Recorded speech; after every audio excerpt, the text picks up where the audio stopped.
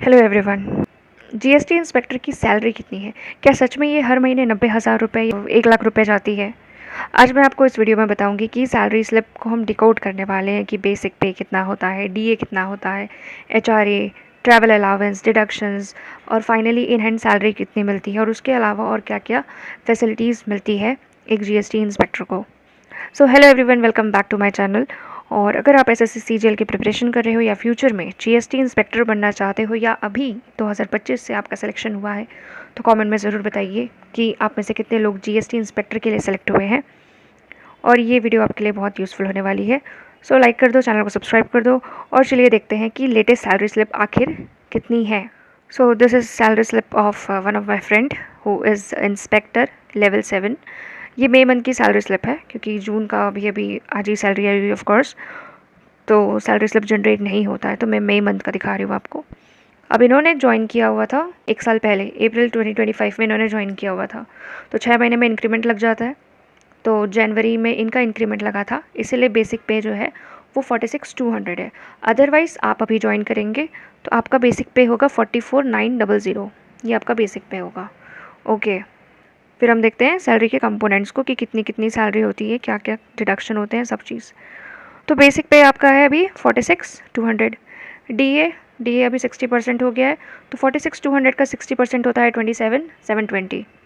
H R A आपका 30% होता है एक्स सिटीज़ के लिए, तो ये है 13,860 रुपीज़। फिर टी पी टी अलावेंस क्या होता है? ये फिक्स होता है, एक्स सिटीज़ में कितना मिलना है, वाई सिटीज़ में कितना मिलना है, तो ये 5,760 rupees T P T allowance मिलता है। तो टोटल आपका जो सैलरी हो जाता है वो है 93,540 रुपीज़। ठीक है, अब इसमें कुछ डिडक्शन भी होते हैं, तो डिडक्शन क्या क्या होते हैं वो देखते हैं हम। डिडक्शन इसमें देखेंगे कि जो प्रोफेशनल टैक्स है वो 200 रुपये कटते हैं।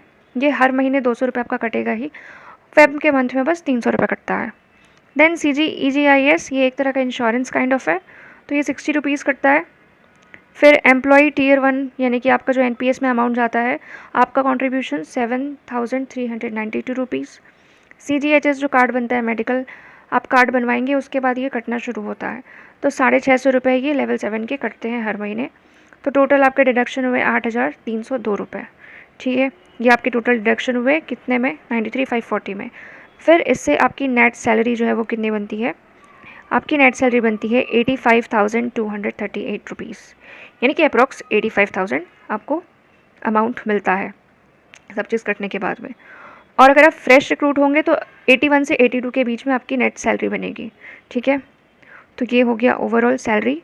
इसके अलावा आपको ब्रीफ केस का भी अलावेंस मिलता है। ब्रीफ केस अलावेंस ज्वाइन करेंगे तो 1 साल के बाद आप एलिजिबल हो जाते हैं उसके लिए, तो ब्रीफ केस अलावेंस हर 3 साल में मिलता है। ठीक है, उसका एक मैक्सिमम कैप होता है कि 5,000 6,000 रुपये तक का आपको वो अलावेंस देंगे, तो उसके अंदर में आपको अपने से लेना होता है, प्रूफ दिखाना पड़ता है, उसके बाद वो आप रिम्बर्स कर सकते हैं उस अमाउंट को।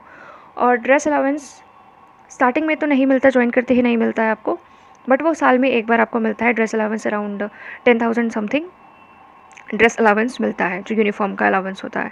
और बाकी तो लीव्स आपको पता ही है कि 8 CL होंगे, कैजुअल लीव होंगे साल का, और 30 अर्न लीव्स होते हैं, 2 रेस्ट्रिक्टेड हॉलीडेज़ होते हैं। तो ऐसे करके आपके लीव्स हो गए। इसके अलावा भी और लीव होते हैं, मेडिकल लीव होता है, हाफ पे लीव होता है, अलग अलग तरीके के। So basically this was the salary. अगर आपको और कोई भी डाउट हो तो आप कमेंट पे पूछ सकते हैं। इसको वीडियो पसंद आई हो तो लाइक कीजिए, शेयर कीजिए और चैनल को सब्सक्राइब कीजिए। और नेक्स्ट वीडियो आप किस पे चाहते हैं ये कमेंट करके बताइएगा। मिलते हैं नेक्स्ट वीडियो में। Till then bye bye, take care.